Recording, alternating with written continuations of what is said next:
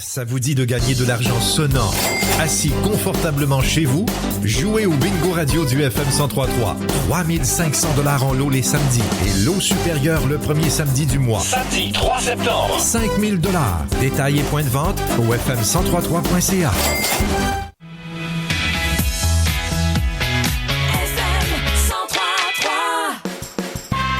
Au FM 103.3, voici Tricoté serré avec Magali Lebrun. Bon dimanche matin tout le monde, bienvenue à Tricoté serré avec Magali Lebrun.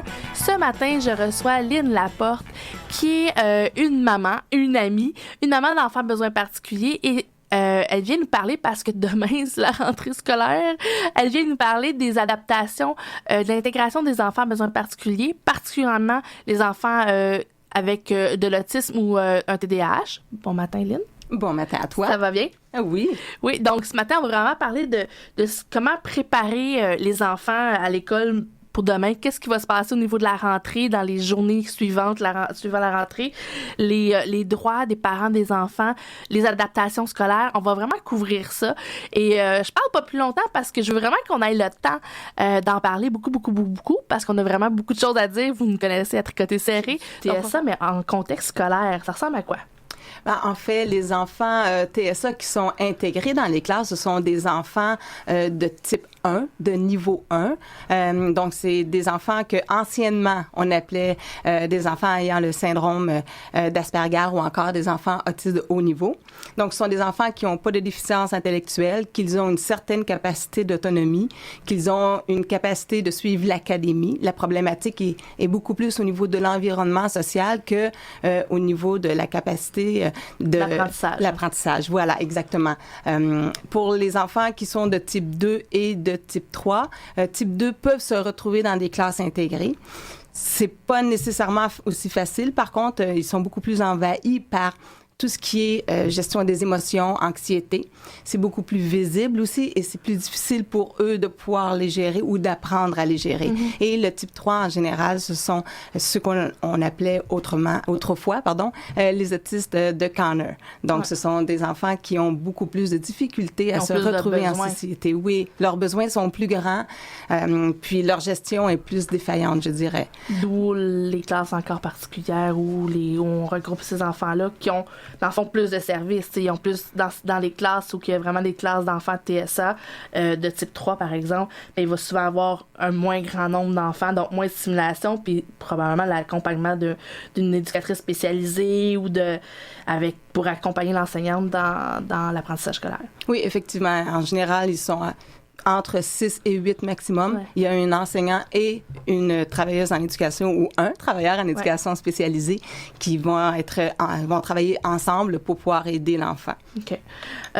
Puis ce qui n'est pas le cas de la gestion de la chronique d'aujourd'hui, en ce sens que je vais focusser particulièrement pour les enfants qui sont intégrés. Oui. Nos petits cocos qu'on retrouve dans les classes avec nos enfants, dans les classes avec d'autres enfants neurotypiques, qu'il faut tellement qu'on invente un autre nom, c'est laid ce mot-là.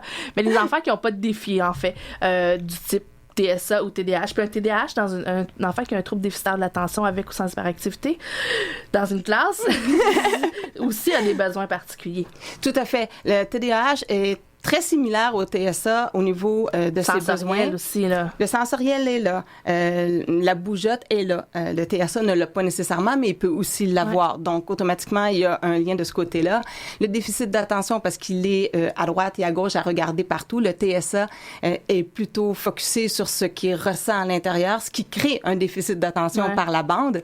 Donc, les deux se ressemblent énormément. Les deux ont besoin d'un soutien similaire, à l'exception de la gestion des émotions elle-même qui est beaucoup plus importante pour le TSA que pour le TDAH. Et une chose qu'on oublie quand on parle de TDAH, c'est qu'il n'y a pas qu'un TDAH. Non, il y en a autant que de gens qui vivent avec le TDAH, finalement. Oui, il y a autant de formes de TDAH qu'il peut y avoir de personnes. C'est exactement la même chose que le trouble du spectre de l'autisme. Il n'y a pas de niveau, malheureusement, où c'est qu'on peut vraiment le catégoriser, mais il y en a qui sont très sévères et qui ne peuvent pas être dans un milieu social en étant correct ou être bien à l'intérieur de la société.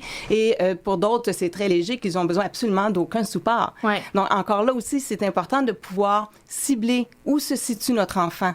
Et ses besoins particuliers à lui, d'où enfant a besoin particuliers. Exact. La rentrée scolaire touche principalement à une émotion qui est l'anxiété. Mm-hmm. C'est là aussi qu'il y a un pic d'anxiété. On le voit à chaque début d'année. Puis on le voit déjà depuis quelques jours, là. Oui, tout à fait. Ça a commencé à monter. L'enfant va avoir de la difficulté à dormir. Il va être plus popcorn. Fébrile, les petits-enfants popcorn. Oui, effectivement, on le voit maintenant. Dans ce qui concerne la préparation comme telle, ce sont des petits trucs qui sont assez faciles à faire à peu près n'importe où, à n'importe quel moment. Ce qui est important, ce serait de pouvoir le faire si vous jugez que l'anxiété de l'enfant est trop élevée. Peut-être que certains enfants n'en auraient pas besoin. Ceci dit, donc, quand on parle de préparation, on parle entre autres de mise en société, particulièrement pour les petits TSA.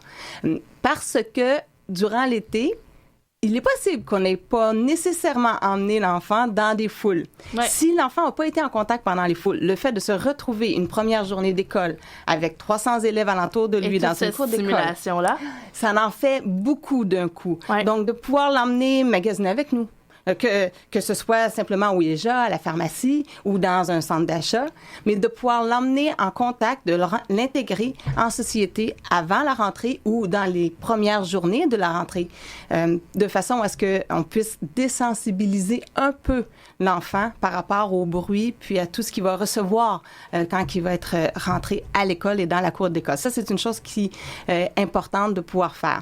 L'autre chose, c'est de l'emmener à l'école. Même si l'école est fermée, même s'il n'y a pas d'enseignant, même si on ne connaît pas encore l'enseignant, quoique là, rendu à ce temps-ci, vous devriez le savoir, mais pour les autres années, c'est important que l'enfant soit allé faire un tour à l'école, particulièrement dans le premier et le deuxième cycle du primaire. Donc, de pouvoir l'emmener, tourner alentour de l'école, aller voir dans la cour d'école. Vous pouvez même demander, dans la dernière semaine qui précède la rentrée scolaire, à la direction d'école de pouvoir visiter les lieux à l'intérieur, de rencontrer son enseignante. Ce sont des choses qui sont possibles à pouvoir faire et qui vont aider encore là l'intégration de l'enfant en début d'année. La TES aussi. Effectivement. Moi, je me souviens, l'année dernière, Mathis changeait d'étage à l'école, il était plus comme au premier plancher, il était au deuxième plancher, et pourtant c'est la même école, il est déjà allé au deuxième plancher, et on est allé visiter effectivement la semaine avant, et quand on est parti, il m'a dit je me souviens déjà plus sont où les toilettes, et là j'ai vu l'anxiété monter, donc refaire les chemins dans l'école, le chemin jusqu'au gymnase, le chemin jusqu'à la toilette, pour lui c'était hyper anxiogène, et il avait comme déjà tout oublié ça, c'était vraiment important, puis juste le fait d'être capable de voir sa classe, son enseignante, avant qu'il y ait toute la stimulation complète des amis qui bougent, qui parlent, ça peut être vraiment, vraiment aidant. Exact. Les petits TSA ont tendance à vivre une nouvelle année scolaire comme étant une nouvelle école scolaire aussi. Donc, le fait qu'ils connaissent l'école de l'année dernière n'est pas une garantie de baisse d'anxiété à l'entrée scolaire. Donc, de pouvoir faire ça vient jouer énormément sur le niveau de toutes les hypersensibilités que votre enfant peut avoir. Puis l'anxiété, puis tout ce qui se passe le matin même, la fébrilité de la rentrée scolaire, de savoir, il a beau savoir déjà c'est qui son enseignante, mais tu sais là, c'est beaucoup dans la cour d'école de retrouver c'est qui, de savoir c'est où dans la classe il va être son bureau. Des fois, juste ça peut faire une grosse différence. Ça. Oui, parce qu'il y a des choses qu'on peut pas changer. Donc, quand il va rentrer à l'école, il va avoir de nouveaux copains ou de nouveaux amis à se faire. Il y en a qui vont être partis. Donc, il y a déjà beaucoup d'adaptations à faire de ce côté-là. L'autre chose à la maison que l'on peut faire, c'est de déjà commencer 1 à 2 semaines avant la préparation au niveau de l'horaire. Donc, c'est lever l'enfant à la même heure qu'il va se lever pour aller à l'école. Ça, c'est bon pour tous les enfants. Là. On a eu un été où les heures de coucher étaient vraiment différentes de celles de l'année scolaire. Donc, si vous n'avez pas commencé à rapporter les horaires de dodo à un horaire habituel d'année scolaire, ça se peut que ce soir, avec la fébrilité qui s'ajoute pour tous les enfants, qu'il y ait un petit peu de misère à dormir, puis que ce soit long, puis que demain matin, il y ait de la misère à se lever, ou que c'était super tôt, puis que dans la journée, il manque un peu de gaz parce que, ouf, ça a été beaucoup. Je pense que c'est pour tous les enfants, c'est un bon truc, là. Du moins, ce soir-là, Ouais. Essayer de ramener ça plus tôt.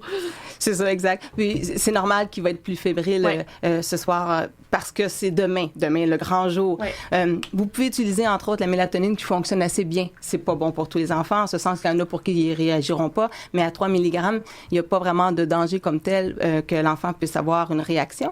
Puis pour une exception comme celle-là, où c'est que c'est la rentrée scolaire puis qu'il a besoin d'être reposé pour le lendemain, eh bien, ça peut être quelque chose que vous pouvez utiliser aussi. Mais un bain moussant, je vous le dis là, ce soir, bain moussant avec des petits bâtons qu'on craque puis qui allument quelques-uns dedans, petit massage, pyjama, on a préparé le linge de demain, on a déjà parlé de demain.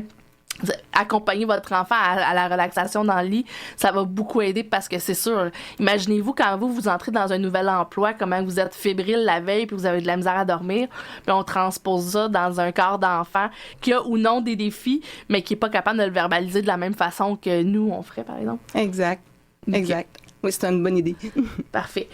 On a parlé de la préparation et maintenant, demain, jour J, plein de fébrilité, comment on accompagne nos enfants dans ça? La rentrée dure en général 2 semaines. Okay. C'est ce que ça prend pour l'adaptation. C'est ça, pour que les enseignants, les TES, l'enfant, le parent puissent avoir une certaine routine qui s'installe. C'est à peu près 2 semaines. Donc, quand je parle de rentrée, je parle vraiment de 2 semaines à peu près. Donc, la préparation à la rentrée le matin même, petite suggestion qui fonctionne très bien avec tous les enfants, mais qui est encore plus importante pour nos enfants qui sont différents. Préparez-leur leur déjeuner préféré. Ouais. Ça commence bien la journée, hein? Exact. Faites-y un petit dessin, mettez-le sur son apron. Question de pouvoir le rendre de bonne humeur ou plus de bonne humeur, peu importe la nuit qu'il va avoir passé. C'est quelque chose qui va effectivement bien le partir. Donc, voilà. Vous, en tant que parent, vous devez préparer un dossier qui va inclure certaines informations sur votre enfant. Une erreur qu'on fait souvent, c'est qu'on a l'impression que les enseignants et les TES vont connaître votre enfant, vont avoir lu le dossier, entre autres, ce qui n'est pas nécessairement le cas. Le dossier ne se transmet pas d'un intervenant à l'autre, malheureusement. Je pense que c'est toi qui m'avais donné ce truc-là. Moi, à chaque année, Mathis repart en classe avec un nouvel enseignant qui a peut-être ou pas lu son dossier. Donc, dans une espèce de pochette, je lui envoie les diagnostics et les recommandations des différents intervenants. S'il y a eu des choses qui ont été faites les années d'avant qui ont été bien marchées, souvent on a des plans d'intervention, mais on a aussi des suivis. Et je fais une carte exploratoire de qui s'occupe de Mathis. Quels sont les intervenants qui gravitent autour de Mathis, que ce soit pédiatre, orthopédagogue au privé, ergo au privé, TES au privé. Peu importe qui gravite autour de lui. Donc, l'enseignante est capable de sortir ça et dire, OK, il y a déjà une équipe qui te gravite, on est capable de travailler ensemble et aura peut-être l'intention le soir en revenant de l'école. C'est sûr qu'eux aussi, on a reçu la semaine passée Marie-Josée qui est enseignante qui nous disait que c'est souvent les rentrées scolaires, pour eux aussi, c'est beaucoup. Ben justement, d'avoir une possibilité de voici quel portrait est Mathis, et souvent je fais un résumé pour lui simplifier la tâche de qu'est-ce qui fonctionne, qu'est-ce qui est à proscrire avec Mathis. Oui, donc, comme parent, ça fait partie, je pense, de vos tâches à faire et que ça peut drôlement simplifier la vie et l'intégration. Tout à fait. Pour pouvoir avoir des adaptations ou bien des interventions adaptées pour notre enfant, que ce soit côté académique ou bien côté émotionnel, il faut avoir un peu la connaissance de l'enfant. Ouais. Plus vite l'enseignant et le TES va avoir une connaissance de votre enfant, plus vite il va pouvoir agir d'une façon adaptée à lui. Et ça vaut de l'or en barre. Ouais. Mais vraiment. Effectivement, Magali, tu as tout à fait raison. C'est le dossier à présenter. Donc, si on fait un résumé, c'est les interventions qui ont été faites, qui ont fonctionné, celles à éviter. C'est aussi important que vous connaissez qui n'ont pas fonctionné, autant pour celles que vous utilisez à la maison que celles qui ont été utilisées à l'école. Qui est votre enfant aujourd'hui? Le diagnostic de votre enfant, une explication des diagnostics. C'est pas tous les enseignants qui ont la connaissance. Ils ont une connaissance pour transmettre les informations académiques, mais ce sont pas des psychologues, ce sont pas des psychiatres, donc ils peuvent manquer des notions qui sont importantes pour pouvoir mieux aider votre enfant. Même chose à la TES, vous faites 2 copies, vous les remettez, les bulletins scolaires, le dernier plan d'intervention, parce que c'est avec lui qu'on part l'année. C'est pas avec un nouveau, malheureusement. Il y a beaucoup de choses à faire. Dans l'idéal, ça serait dans les premières semaines, mais souvent, ça se ramasse au mois d'octobre-novembre, les premiers plans d'intervention. Donc, on va plancher sur l'ancien et essayer de le bonifier. Exact. C'est important que les personnes responsables de votre enfant à l'école aient une copie de tout ça. Et avec ça, et l'enseignant, le TES sont bien partis et votre enfant aussi. C'est sûr qu'ils n'auront pas de retour. Vous n'aurez pas de retour dans la première journée. Vous n'aurez pas de retour probablement dans la première semaine. Mais en théorie, au bout de 2 semaines, vous devriez avoir un retour. S'il n'y en a pas, vous appelez, vous demandez une rencontre. La rentrée est déjà passée, que ce soit à la récréation, à l'heure du dîner ou bien le soir ou le matin. Une petite rencontre là, dans la 2e, 3e semaine d'école avec l'enseignant et la TES, question qu'on puisse vous poser les questions sur votre connaissance et ce que vous auriez à transmettre et que vous pouvez aussi poser les questions aux professionnels. Ça aussi, c'est très aidant, malgré le fait qu'effectivement, les plans d'intervention arrivent généralement plus tard. Malheureusement. Les enfants et les parents ont des droits et peuvent faire certaines demandes et d'autres non. Lesquelles sont-elles?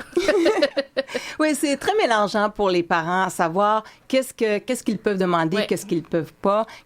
En fait, tout peut être demandé, mais qu'est-ce qu'ils peuvent exiger, qu'est-ce qu'ils ne peuvent pas exiger, qu'est-ce que l'école devrait d'emblée offrir. Donc, il y a comme un mélange dans tout ça, puis une incompréhension. Donc, oui, c'est important de pouvoir le démystifier. Je dirais que la majorité des parents ont un certain malaise à demander des choses à l'école. J'ai la sensation ou la compréhension que les parents ont peur ou craignent de perdre ce qu'ils ont déjà. Okay. Il faut être sûr de vous. Vous êtes la personne qui connaissez le mieux votre enfant. Ouais. Vous connaissez pas l'académie, c'est pas votre métier, à moins que vous soyez enseignant, mais votre enfant, vous le connaissez, vous êtes la première personne à le connaître. Donc, vous êtes la mieux placée pour proposer des interventions qui vont aider pour gérer tout ce qui est le côté émotionnel. Donc, il ne faut pas que vous vous gêniez là-dessus. On parle, entre autres, la communication entre parents et enseignants, c'est extrêmement important. Le petit cahier devrait être rempli de part et d'autre à tous les jours, même quand que ça va bien, qu'il ne s'est rien passé. Ça, est-ce que c'est quelque chose qu'on peut exiger ou c'est quelque chose qu'on peut demander? C'est quelque chose que vous pouvez exiger. OK. Bien sûr, vous demandez. Si jamais ça ne se fait pas, vous allez à la 2e étape. Mais oui, vous pouvez l'exiger. Vous avez un enfant différent qui a... ce qui se passe à la maison a une répercussion à l'école et les enseignants et les TES vont vous demander s'il s'est passé quelque chose la veille au soir, si jamais l'enfant est désorganisé quand il va arriver le matin. Alors, c'est la même chose. Ce qui se passe à l'école va aussi avoir un impact à la maison. Ouais. Donc, c'est important que ce soit marqué. Okay. Donc, oui, ça, c'est quelque chose que vous pouvez exiger sans aucun souci. Le plan d'intervention. Un plan d'intervention, c'est un contrat. Donc, c'est quelque chose qui est mis sur papier, des informations qui vont être partagées entre les personnes responsables de votre enfant et qui ont un pied dans l'école. Donc, on parle de l'enseignant, on parle de la TES, on parle de la direction. On parle aussi du CLSC si jamais il est là. Ça peut être le CRDI si jamais il est présent, le parent. Mais il doit être signé par chacun des partenaires présents à la rencontre. Et attention, c'est pas parce qu'il y a un plan d'intégration que l'enseignant, le prof d'éduc, le prof d'art, le prof de musique est automatiquement au courant, loin de là. Exact. C'est important que vous fassiez la démarche pour vérifier que chacun d'entre eux a bien reçu et lu le plan d'intervention parce que ça doit être mis en place dans chacune des classes pour que ce soit homogène au niveau des interventions. S'il n'y a pas d'homogénéité, qu'on soit TDAH, pardon, c'est moi qui ai la langue fourchue ce matin. Donc, qu'on soit TDAH ou bien TSA, c'est important qu'il y ait l'homogénéité au niveau de les interventions et qu'elles soient connues par tous les intervenants et les enseignants qui sont à l'école. Oui, parce que ça l'est passé dans le 2e ou 3e, dans le bulletin du début de l'année. Là. Dans le fond, pas du début de l'année scolaire, mais du début du printemps. Mathis, dans ses notes, avait une note de la part de la prof d'art qui disait « Ne finis jamais ses travaux à temps, a de la misère à être minutieux. Mathis est dyspraxique. » Et là, j'ai fait est-ce qu'elle est au courant des diagnostics de Mathis? Et la réponse était non. Pourtant, on était rendu comme au mois de février-mars, là, mais elle n'était pas au courant. Donc, c'est pas parce que vous avez un plan d'intervention que tout le monde est nécessairement au courant. Pas partir en guerre, mais par contre, ça peut être très aidant. Parce que je me suis dit par après, moi, je me suis questionnée en me disant combien de fois qu'elle lui a dit dépêche-toi, Mathis, go, voyons, tu peux faire mieux, alors qu'elle n'était pas au courant. C'était pas de mauvaise foi du tout. Sauf que par la suite, je me suis assurée qu'elle était pour être au courant. Puis, c'est resté comme ça, mais je veux dire, au moins, j'ai vraiment été surprise de voir que ça se rendait pas d'un intervenant ou d'un spécialiste à l'autre. Non, effectivement. Pourtant, ça serait tellement aidant. C'est primordial. c'est primordial, ça doit être fait. Et ça, c'est une difficulté qui perdure dans le temps. Ouais. Qu'on soit en première année, en 6e année, au secondaire, l'information ne se transmet pas d'un enseignant à l'autre. Puis maintenant, les plateformes scolaires ont tous plus qu'un enseignant. Ouais. Contrairement à notre époque. Mais oui, ça, c'est des choses que vous pouvez exiger et que, à la limite, je dirais, vous devez exiger. Si votre enfant a des difficultés rendues au mois de février, mars, et que vous jugez qu'il serait important qu'on refasse une rencontre pour une révision du plan d'intervention, vous pouvez la demander et l'exiger aussi. Si votre enfant n'en a pas besoin ou que vous n'en sentez pas le besoin et que du côté école aussi, ça va bien, c'est pas obligatoire. Mais si vous en sentez le besoin et qu'il n'y a pas de demande de la part de l'école, vous pouvez faire la démarche par vous-même. Okay. Donc, question de pouvoir réajuster. Et c'est normal que l'enfant évolue à travers les mois. OK. Est-ce qu'il y a d'autres droits des parents des enfants qu'on peut voir au niveau scolaire? Est-ce qu'il y a d'autres choses qu'on pourrait parler? Il y en a plusieurs autres. Ça ferait une chronique à part entière juste avec ça, sur la légalité et le droit parental pour nos enfants différents à l'école. Mais ça, c'est ceux qui sont les plus importants. C'est les premiers que vous devez surveiller et gérer. Une adaptation scolaire, ça sert à quoi? À pallier à certaines difficultés d'un enfant qui a des problématiques X. OK.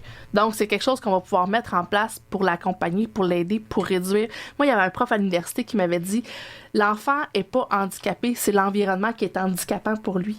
Exact. Donc, je trouvais ça tellement vrai, parce que je me disais, si on adapte tout, l'enfant navigue bien, ça va bien. Mais par contre, s'il n'y a rien adapté, c'est là que c'est l'environnement qui devient handicapant et non nécessairement l'enfant. Donc, qu'est-ce qu'on peut mettre en place comme adaptation scolaire? Moi, j'ai pour mon dire que un enfant TSA qui est dans une classe scolaire standard, un enfant TDAH qui est dans une classe scolaire standard, ce ne sont pas des enfants qui sont handicapés. Ce sont des enfants qui sont différents. C'est pas la même chose, c'est pas la même définition. Donc, ils n'ont pas besoin d'être supportés et pris en charge en totalité. Ils ont besoin qu'on les aide à pallier certaines difficultés ciblées. Okay. Donc, à la base, un enfant qui est dans une classe standard, il est capable, intellectuellement parlant, de suivre l'académie. S'il n'est pas capable, il ne sera pas dans une classe standard. Ouais. C'est la première chose qui est évaluée quand il reçoit le dossier. Exact, quand il ressort le dossier puis qu'il classe l'enfant. La même chose au niveau de la propreté. Donc, il est propre, il a une certaine autonomie. Donc, au niveau de son âge, comparativement aux autres élèves. Alors, là n'est pas la difficulté. Par contre, les hypersensibilités, les hyposensibilités jouent des tours à l'enfant. Et ça doit être pallié d'une façon ou d'une autre. Un enfant TSA qui entend le crayon de son voisin en train d'écrire pendant les examens parce que c'est un moment de silence, c'est catastrophique. C'est tellement agressant qu'il peut se mettre à jeter ses choses, à vouloir sortir, à parler fort, donc oui, à se désorganiser. Et si ce n'est pas géré, si ce n'est pas pallié, à ce moment-là, il peut y avoir un meltdown. Et ça, c'est la catastrophe. En fait, le danger, c'est de gérer le comportement et non le besoin. Exact. Le comportement, c'est un signe. C'est pas la problématique. La problématique, c'est la cause. Ouais. La cause répond aux besoins. Donc, effectivement, gérer le comportement sans savoir d'où il vient, c'est pas une bonne chose parce que vous ne faites que travailler sur quelque chose qui va être à refaire encore et encore et encore. Si vous travaillez sur le comportement en cherchant c'est quoi la cause et que vous gérez la cause, à ce moment-là, vous venez de faire un méchant bon progrès. Un exemple banal. Un enfant TDAH assis proche d'une fenêtre. Ça devrait pas. Il va toujours être en train de regarder par la fenêtre les oiseaux, le vent, le ci, le ça, la balle qui vient de tomber, la feuille. Il ne sera pas du tout attentif à ce qui se passe en classe. Si vous faites juste le réprimander et lui dire « OK, regarde-moi, tu vas faire ça, tu as des travaux à faire », ça donne pas d'impact, ça n'aura pas d'impact à long terme, ça va avoir un impact à court terme. Si vous le changez puis que vous le mettez du côté du mur en avant, et voilà, vous venez de régler la situation, je dirais à 75% minimum. Puis, il n'y a pas, malheureusement, il n'y a pas nécessairement des recettes magiques non plus. Parce que, tu sais, on vient de le dire en avant, oui, la majorité des enfants, en avant, ça va bien. S'il y a une problématique d'anxiété qui s'ajoute à ça, avoir un enfant qui est en avant, tout ce qui va se passer derrière lui va le stresser. Fait qu'on est mieux de le mettre proche de l'enseignant, face à l'enseignant, mais au fond de la classe, pas proche des fenêtres. Là, des fois, il y a des enseignants qui me disent « OK, mais là, cette place-là n'existe pas. » Mais on essaie de bâtir autour. Mais c'est pour ça qu'on disait tantôt, il y a autant de types d'adaptation quasiment. C'est sûr qu'il y en a des plus universels, Oui, mais on peut pas dire voici j'ai un enfant TDAH, ça va prendre un animal lourd pour le maintenir calme sur place, ça va prendre ça. C'est pas vrai que ça fonctionne comme ça. Faut vraiment prendre le temps de connaître l'enfant, d'où le petit dossier qu'on a parlé au début, d'où les adaptations qui ont été faites les années antérieures, puis qu'on se dit hey, ça c'était gagnant, c'était vraiment le fun. Une mâchouille, c'était le fun, il revenait avec des chandails pas tout grugés, pas tout mouillés, mais il faut aussi que l'enseignant soit ouvert à ça. La majorité le sont, il y en a qui trouvent ça menaçant, on s'assoit avec eux, on voit, mais je pense que de partir en disant voici les adaptations pour un enfant qui est TSA, qui est dans ce trouble du spectre de l'autisme ou TDAH, c'est un petit peu utopique. C'est pour ça qu'on parlait du individuel 1 à 1, prendre le temps de s'asseoir, voir ce qui a été fait. Mais oui, tout ce qui est sensoriel, puis quand on parle de sensoriel, c'est autant, est-ce qu'il y a un ventilateur devant lui qui bouge tout le temps, qui avec des, tu sais, il y a des ventilateurs avec des petits fils dedans, oui. là c'est comme super stressant. Est-ce que le bruit l'est? Est-ce que le parfum, il est assis à côté d'un plugin dans le mur puis ça l'énerve? Fait qu'il faut prendre le temps de voir au niveau sensoriel, de diminuer tout ce qui est stimulation. Puis je pense que ça peut être super aidant, là. Oui, en fait, effectivement, c'est très unique à chaque enfant. Par contre, il y a une généralisation qu'on peut faire dans celles qui sont les plus communes, je dirais, ou bien qui aident le plus d'enfants au niveau du TSA. Ben, on parle de oui, bon, les coquilles pour les hypersensibilités, les verres fumés. Si la luminosité est trop grande, surtout avec les TBI. Les fameux TBI, ça peut être très agressant pour les enfants TSA. Le besoin de solitude quand il y a examen ou travaux importants à faire. Donc, se retirer, être dans une place à part. Ça n'a pas besoin d'être nécessairement un autre local. Ça peut être juste loin en arrière. Et si vous expliquez à l'enfant pourquoi est-ce qu'il est là, il ne le prendra pas comme une punition. Non, il va vraiment le prendre comme étant quelque chose d'aidant. Ça en fait partie. Pouvoir sortir une ou 2 fois par jour quand il y a besoin pour aller marcher, un aller-retour dans le corridor si l'anxiété est trop grande. C'est quelque chose qui va venir le diminuer puis qui va tout changer. Ça coûte rien de faire ça. Ce sont des adaptations qui sont gratuites. Faire des travaux à l'ordinateur. Ouais. C'est de plus en plus populaire, mais il y a encore beaucoup d'écoles et beaucoup d'enseignants qui sont réticents, particulièrement parce qu'ils disent qu'ils doivent apprendre l'orthographe. Mais dans le cas des TSA, c'est une problématique qui est assez présente dans la majorité et qui perdure dans le temps. Donc, éventuellement, ils vont avoir le fameux WordQ et puis l'antidote qui va rentrer au secondaire, ça va d'emblée. Alors, de pouvoir déjà l'intégrer en avance puis d'éliminer ce stress-là, cette anxiété-là que l'enfant a de vouloir réussir et de bien performer et qui n'est pas capable à cause de ça, alors qu'éventuellement, il va de toute façon utiliser un ordinateur. Si l'anxiété vient nuire, ça vaut la peine de pouvoir l'intégrer en avance. Pour les TDAH, c'est ça, s'éloigner de la fenêtre, pouvoir être assis en avant, c'est une majorité pour qui ça peut aider parce qu'il y a un focus. Pouvoir porter des coquilles aussi parce que c'est une hypersensibilité au niveau du bruit. Avoir des choses qu'on peut manipuler avec les mains qui font pas de bruit. Oui, lui permet d'avoir une chaise qui tourne et qui grince pas. Ouais. Il y a moyen de pouvoir trouver des adaptations qui sont pas dispendieuses ou qui vont être gratuites. J'ai vu des enseignants qui avaient des vélos. Oui.